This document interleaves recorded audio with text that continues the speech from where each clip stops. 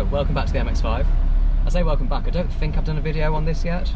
So anyway, I'm driving just a couple of miles across town in southwest London to Joe Macari, the supercar dealer in Southfields.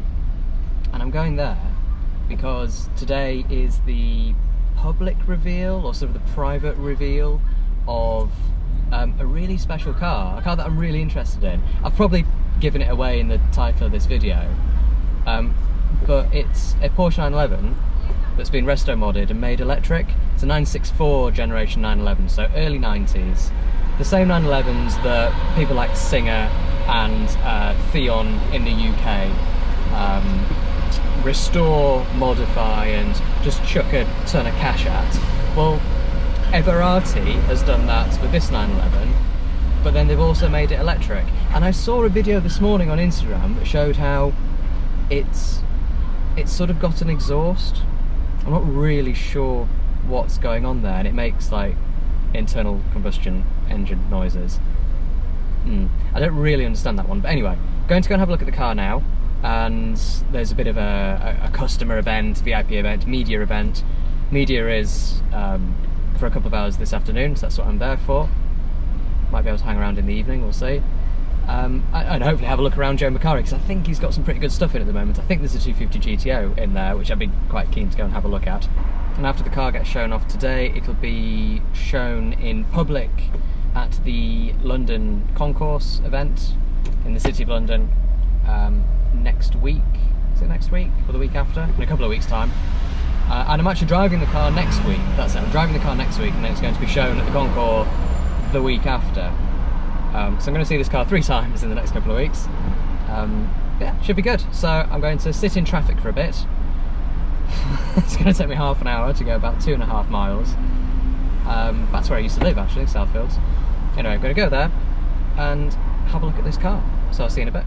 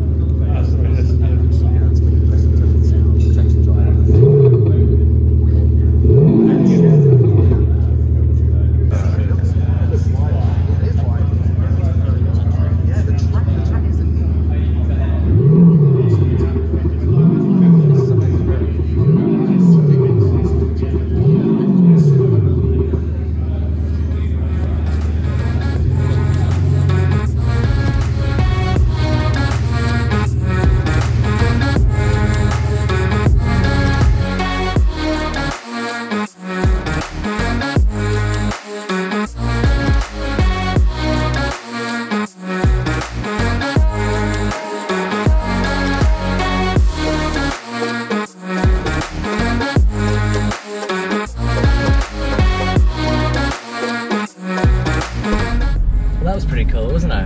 An electric Porsche 911, 964 generation. Yeah, well, I'll be driving the car next week, so this is just like a quick video really, just showing the car and chatting a little bit, like first impressions, I guess. Yeah, I really liked it, and it makes a noise. It's got a sort of what looks like an exhaust at the back, and there's a smartphone app that you can use to adjust the volume and various other sort of aspects of the sound, which, yeah, it's pretty interesting. It sounded a little bit synthetic, obviously, but yeah, maybe when you're driving it actually sounds pretty good. And as the company admits, it's just a bit of fun. And yeah, it is, isn't it? It is just a bit of fun. In the same way internal combustion engines produce slightly synthetic sounds, or rather internal combustion engine cars produce synthetic sounds through their speakers. And even, you know, squirting a bit of fuel onto the exhaust to get a pop and a bang, that's artificial. That's just a bit of fun. Extrapolate that and then you end up with an electric car that sounds a bit like it's burning petrol. I don't think there's anything wrong with that, really. Anyway, that car, it's priced at, or priced from, about 250,000, I think they said. Plus the donor, or 200,000 plus donor car, so about 250 all in. Which isn't that bad for a 964 resto mod type thing. You know, Singers started around that price, but now it's more like you chuck £500,000 at them, maybe more. So, yeah, I quite liked it. It looked great, it really looked the part. The interior looks smart, really nicely done. There's a little bit of storage in the front still. You can put a soft bag in there. I think they said they're going to make their own, obviously.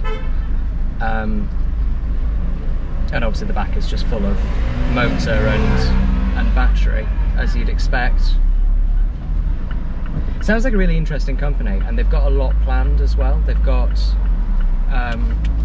they're going to start doing electric Land Rovers. I think Series 2 Land Rovers they're going to electrify, and they said they've got a load more as well that they can't talk about just yet, but iconic cars they refer to.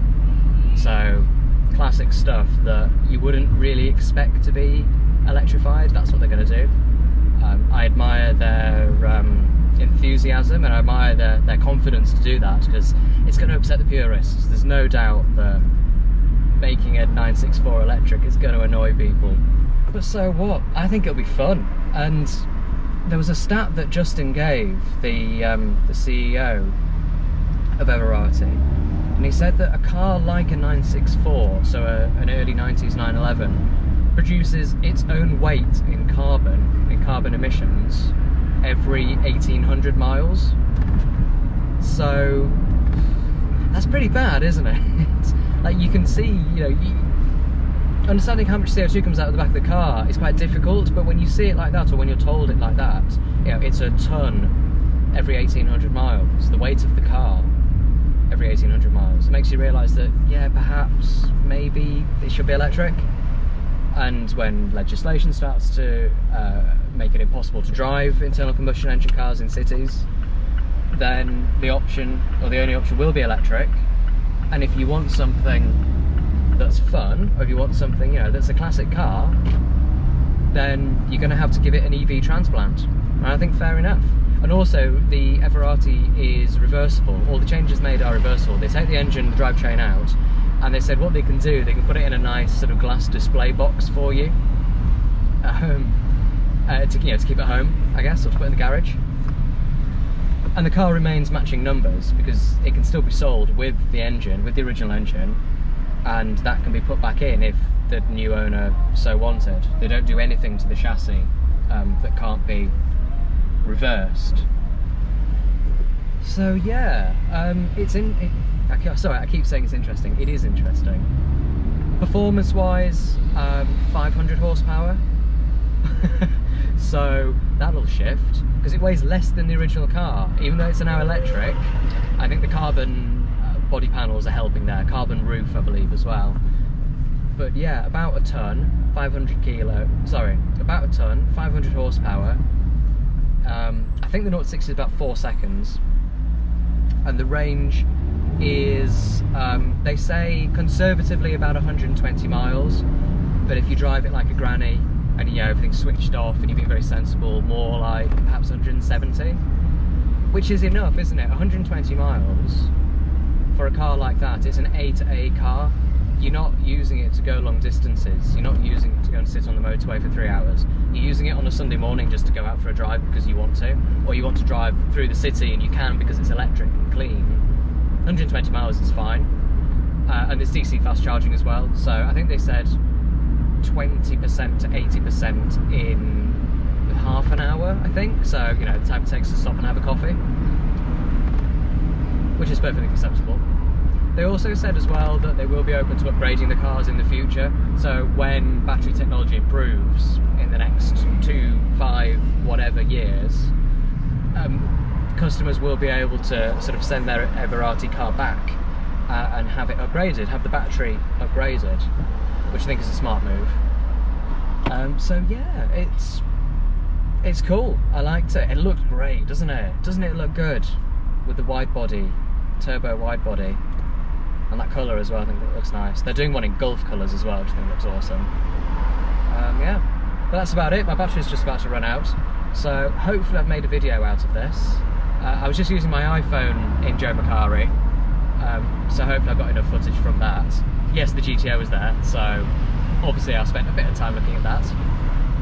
And yeah, I'll stitch this together, hopefully make something out of it. And then I'll be driving the electric 911 next Friday, so I'll try and make a video with that as well. As ever, thank you for watching, and as ever I'll try and do these more often, but I really can't guarantee it. Yeah, hopefully more videos to come soon.